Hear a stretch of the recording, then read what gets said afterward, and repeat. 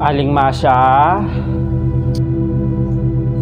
Oling, kung uutang ka ng bigas sa akin o ano pa yan, wala akong maibibigay. Hindi po ako uutang ng bigas, Aling Masya. Eh anong ginagawa mo dito? Na-ospital po yung nanay ko, Aling Masya. Kailangan po siyang operahan. Baka po pwede po akong manghiram sa inyo ng pera, Aling Masya. Oh, ba't dito kayo lumalapit sa akin? Kamag-anak ko ba kayo? Ha? Ikaw kasi yung nakakaluwag-luwag dito sa ating barangay, Aling Masya, kaya ikaw yung nilapitan ko. Ay! Wala akong maibibigay, Ling, wala! Mamamatay po kasi si nanay pag hindi po siya naoperahan, Aling Masya.